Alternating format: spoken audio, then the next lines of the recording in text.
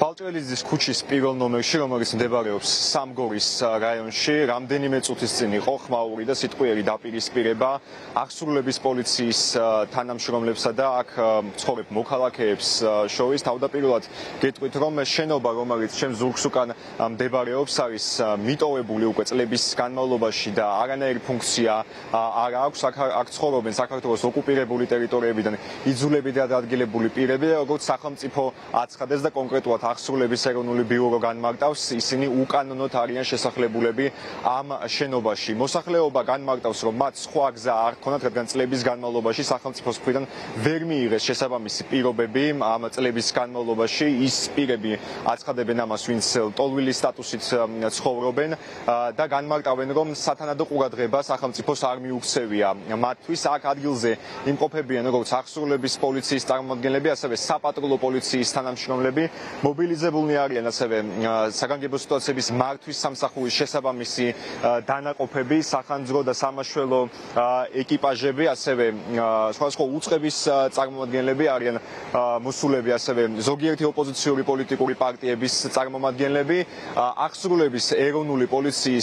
აღსრულების პოლიციის ეროვნული ბიუროს თანამშრომლები, უბრალოდ ცოტა ხნის წინ აქ შევიდნენ სპეციალური მანქანით, მათ პირდაპირ საცხოვრებელი შენობიდან, აი ამ შენობიდან, სადაც იყვნენ მოქალაქეები, შესახლებულები უკანასკნელი წლების განმავლობაში, მათი პირადი ნივთები გადმოყარეს ფანჯრებიდან, როგორც მოქალაქეები ეროვნულ ჟორჯიასთან საუბრისას და პირისპირ მედიასთან საუბრისას განმარტავენ აღსრულების ეროვნულმა ბიურომ, არც კი გააფრთხილა ისინი, რომ იწყებოდა მათი გამოსახლების პროცესი, არც აძლევენ ისინი შენობაში შესვლის საშუალებას და მათი პირადი ნივთების გამოტანის უფლებას. ზოგიერთი მოქალაქე ეროვნულ ჟორჯიასთან საუბრისას აცხადებს, რომ მათ არ აქვთ ალტერნატიული ფაქტი, არ ყოფილა მსგავსი შემოთავაზება სახელმწიფოს მხრიდან, რის გამოც ისინი ქართული ოცნების ხელისუფლებას ადანაშაულებენ გულგრილობასა და უყურადღებობაში. ამასთანავე თბილისის მერიის პასუხისმგებლობაზეც საუბრობენ, თუმცა ცოტა ხნის წინ თბილისის მერმა კახაკალაძემ გაავრცელა განცხადება, თქვა, რომ ეს საკითხი არ არის დაკავშირებული დედაქალაქის მთავრობასთან და ეს არის კერძო საკუთრება. აღსრულების ეროვნულმა ბიურომაც განმარტა, ცოტა ხნის წინ გაავრცელა განცხადება და განმარტა, რომ შენობა ნაგებობები სრულად ამორტიზებულია და იქ ცხოვრები ადამიანების ჯანმრთელობისა და სიცოცხლისთვის საშიშია, რასაც მათივე ინფორმაციით ადასტურეს სამხარაულის ეროვნული ექსპერტიზა. ამის მიუხედავად მოქალაქეები განმარტავენ, კიდევ ერთხელ შევახსენებ მაყურებელს, რომ სახელმწიფოს მხრიდან მათთვის ყურადღება არავის არ გამოუჩენია, არავის არ შეუთავაზებია ალტერნატიული ფაქტები და მათი მოქალაქეების ცნობით ინფორმაცია, რომელიც სოციალური მედიის თუ მასმედიის მეშვეობით ვრცელდება, იმის შესახებ თითქოს სახელმწიფომ ან დააკმაყოფილა ეს პირები კონკრეტული საცხოვრებელი ფაქტებით, ან ისინი მოითხოვენ ბევრად მეტ ფაქტს, ვიდრე აქვთ აი ამ შენობა ნაგებობაში არის სიცრუე. სწორედ ამის გამო სულ ცოტა ხნის წინ იყო დაპირისპირება კონკრეტული ტელევიზიების წარმომადგენლებთან, ტელეკომპანია იმედს ჟურნალისტებს, ისინი ადანაშაულებდნენ სიცრუეების გავრცელებაში და ცოტა ხნის წინ ასევე მოქალაქეების გარდა განცხადება გააკეთა მედიასთან აღსრულების ეროვნული ბიუროს წარმომადგენელმაც.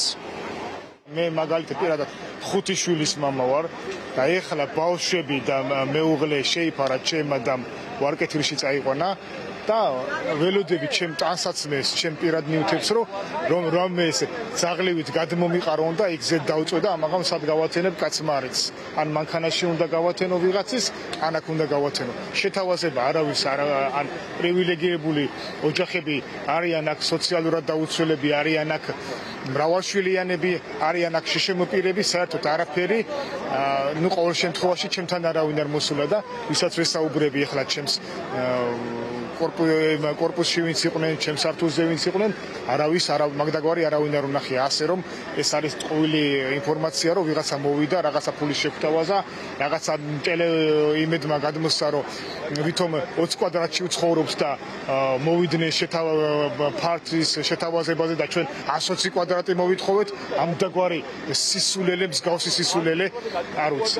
როგორ შეიძლება ეხლა მე 20 კვადრატი მქონდეს და მოვიდნენ და შემთავაზონ, რომ 20 კვადრატში გადაგიყვან და მე მოვითხოვო, არა, მე 120 კვადრატი მინდა, ესეთი რაღაცა, ნუ არ ყოფილა საერთოდ და აი დღეს ამას ეკეთ, როგორ უნდა ვიცხოვროთ, სად უნდა ვიცხოვროთ, ამაზე ინფორმაცია არ მაქვს არაფერი და ასე რომ ვითხოვე 5 წუთი შემიშვით ან გასაღები წაიღეთ ნუ ჩაამტროთ კარს ნუ ჩაამტროთ კლიტეს ან შემომყევით ჩემი ნივთები რაც ავიღო მაინც რაც ყველაზე ძვირფასი მაგ და ნივთებამდეც არ მომიშვეს ჩვეულებრივ ეზოში ყრია ყველანაირი ნივთი ყვისი რა არის ვერ გაიგო დღევანდელ დღეს 10 საათიდან დაიწყო აღსრულების იძულებითი ღონისძიება პარალელურ რეჟიმში მიმდინარეობდა და მიმდინარეობს მაცხოვრებლებთან კომუნიკაცია კრედიტორ მხარესთან ასევე სახელმწიფოს სხვადასხვა უწყებებთან მათი მოლაპარაკების თაობაზე ნაწილ ხალხთან უკვე განხორციელდა გარკვეული სახის მოლაპარაკება და მიიღეს გარკვეული სახის დაკმაყოფილება მათ დანარჩენ ნაწილთან ახლა მიმდინარეობს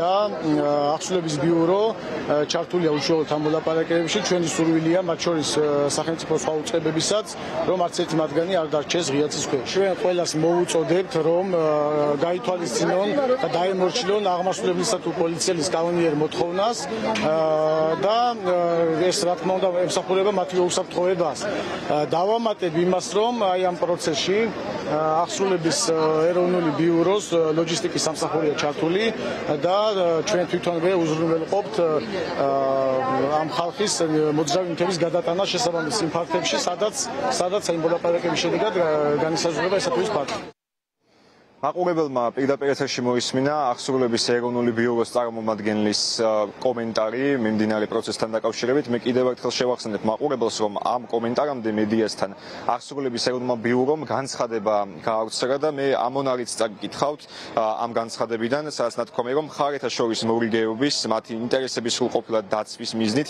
აღსრულების ეროვნული ბიუროს შუამდგომლობით გამოსახლების პროცესი უკვე გადადებულია ორჯერ საქმეში.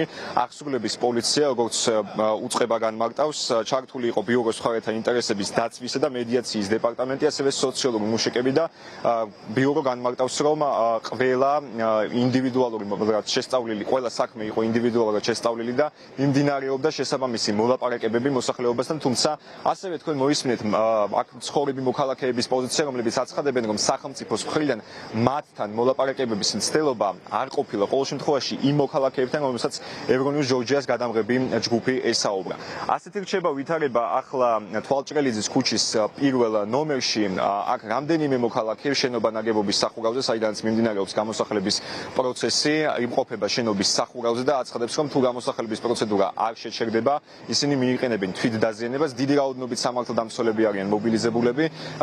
ყველა ის ჩიხი თუ ყველა ის მკვეთი გზა, რომელიც თვალჭრელიძის ქუჩას უკავშირდება, ახლა საპატრულო პოლიციას აქვს გადაკეტილი მთელ პერიმეტრზე ამ ქუჩისა არიან მობილიზებულნი სამართალდამცველები, საპატრულო პოლიციის ეკიპაჟები. თვალჭრელიძის ქუჩის ზედა ნაწილზე კი სპეციალური დანიშნულების რაზმის ავტობუსები არის მობილიზებული. ევრონიუს ჯორჯიას გადამღები ჯგუფი, როდესაც მოდიოდა ამ მისამართზე, ჩვენ შევნიშნეთ ეს დანაყოფები ამ ტერიტორიაზე, თუმცა უშუალოდ ამ ტერიტორიაზე ჯერჯერობით მხოლოდ საპატრულო პოლიციის და აღსრულების პოლიციის თანამშრომლები იმყოფებიან. აქვე გეტყვით, რომ შინაგანსაკუთრების სამინისტროს ინფორმაციით ადმინისტრაციული წესით 173 მუხლით, რაც ითვალისწინებს პოლიციელის კანონიერი მოთხოვნისადმი დაუმორჩილებლობას, 4 პირი არის დაკავებული, ჯერჯერობით უცნობია, რომელ განყოფილებაში არიან გადაყვანილები ისინი და როდის გათავისუფლდებიან ისინი და თუ გათავისუფლდებიან ხელწერილის საფუძველზე. ჩვენ მოვისმენთ შინაგანსაკუთრების სამინისტროს ოფიციალურ პოზიციას ამ თემასთან დაკავშირებით, თუმცა გეტყვით, რომ მოქალაქეები ამბობენ, რომ აქიან დაშლას არ აპირებენ.